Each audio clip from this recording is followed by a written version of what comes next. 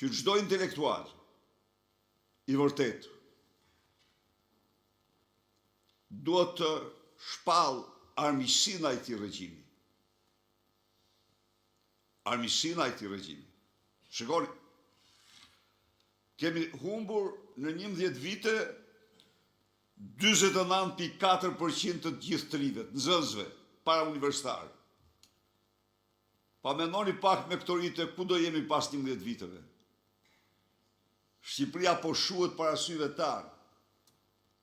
Dhe ne po sodisim. Shqipëria po shuhet në 10 vite, dhe kjo çfarë është?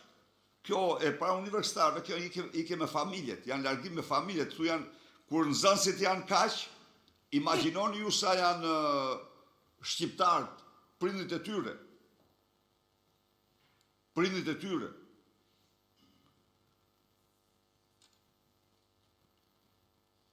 Ne mund të rreshtojmë bashk qindra probleme të këtij regjimi. Mund të paraqesim këtu të gjitha alternativat e zgjidhjeve, por të gjitha këto mbeten fjalë, sa këta të jenë në pushtet. Të gjitha mbeten fjalë. Dhe çdo ditë që kalon, vendi shkon poshtë e më poshtë. Vim tani tek thelbi ynë. Cili është thelbi i intelektualit? Thelbi i intelektualit nuk është profesioni. Jo, profesioni është zanat, është shumë i respektuar, shumë i rëndësishëm. Thelbi i intelektualit është mbrojtja e interesit publik.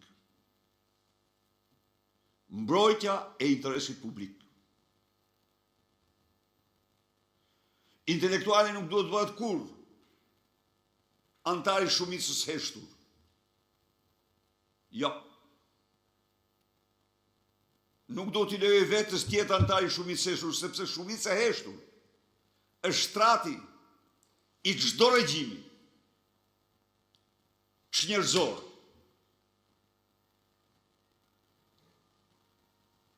Por të vetmit që nuk i takon tjetë antari shumicës heshtur është intelektuali, sepse ai i njeh problemet. Ti nuk mund të akuzosh njëri të thjesht se nuk po reagon ndaj një grusht i shtetit për shkak sepse nuk je i sigurt rreth parë se ka kulturën kushtetuese apo jo, për të pa se kush është veprim antikushtetues dhe kush është. Po intelektuali po. Njeriu i dijes po. Dhe ju them një gjë, Albert Einstein me të drejtë ka thënë, për intelektualin, rreziku i konformizmit është më i madh se rreziku nuklear.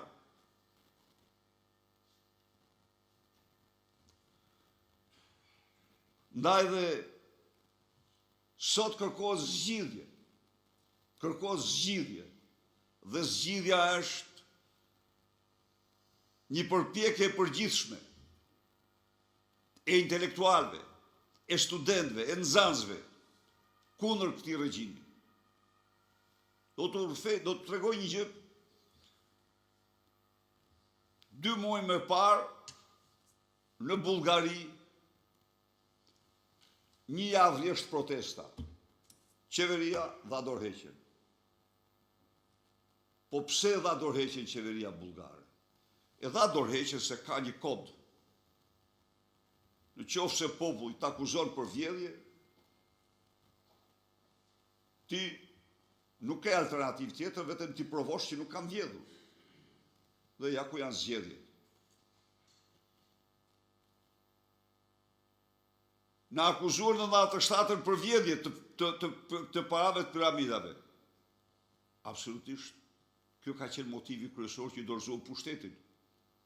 U thash bashkëpunëtorëve të mi, shiko, gjersa njerëzit janë bindë, që ne i kemi marrë para që si kemi marrë, atër kjo do provohet. Duhet provohet pavarësisht nga çmimi që mund të paguajmë, por ne do t'ja provojmë shqiptarëve që s'kemi prek 100 nga paratë e tyre. Pra, rregullat e demokracisë janë të tilla. Në Tiranë super skandale dhe po të mos ishte protesta, ne do ishim një kombi poshtruar. Po kjo qeveri kërkon angazhimin masiv të qytetarëve. Është e kaluar, është përdoret, është bërë banale kjo shpesh kjo vija kuqe, por në fakt është e kaluar çdo vije kuqe me të. Në fakt, ose duhet t'i dalim zot, jo me arë, me protest. Ndaj dhe në qoftë se ne shpallim armiqësi ndaj kësaj qeverie, dhe jo themi qeveria jonë, armikja jonë është kjo. Sepse këte qendrim që mban kjo, nuk e mban një pushtues. Vini re ju, mirni pak Durrësin. U përmbytën 6.000 shtëpi. Në kushtet më të mira. As një qindar gjerë sot. Ndaj dhe nuk u shpall gjendje e jashtëzakonshme. Që kushtetuta ligji e detyron të shpall gjendje të jashtëzakonshme. Jo. Edhe u kalue. Tu themi gjë tani. Ditë e parë ndonin, ditë e dytë nuk dilin protest nga Afrika. Se du t'jemi realist. Du t'i themi gjëra siç janë. Atëherë duhet të dalë, duhet të heqim frikën. Duhet bëjmë gjithçka që nxënësit tanë, studentët, t'jenë në balë të kësaj lëvizje. Janë momente shumë vendimtare për kombin. Shkoni çfarë bën. Dera jo është bërë figurë e zezë në gjithë botën. Nuk ka ngel medje madhe pa lahue Belinda Ballukun, Lubi Ballukun, të gjitha mediat e botës, nuk ka ngel kancelarin botë që s'ka emrin e saj, dhe dilte dje, sërbes e bën të ndarjen si heroinë e tyre. Por natyrisht midis hajdutëve, ai që vjedh më shumë është hero. Dhe ata e drutokistin. Ndaj dhe e shfryzoj këtë takim me ju për një thirrje për të gjithë intelektualët. Nuk duhet të harrojmë kurrë se thelbi i ynë është mbrojtja e interesit publik. Dhe sot ne kemi 1001 arsye për t'i dalë zot interesit publik më shumë se të tjerët. Edhe një herë gëzuar këtë ditë dhe falenderoj shumë.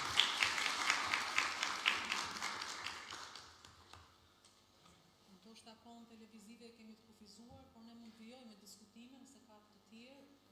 Kam informacione që nga sindikata e mësuesve Ndizë mikrofon. janë të lutur të gjithë pranishmit, kush ka dëshirë për të diskutuar e për të shtruar mendimet e veta. Fjala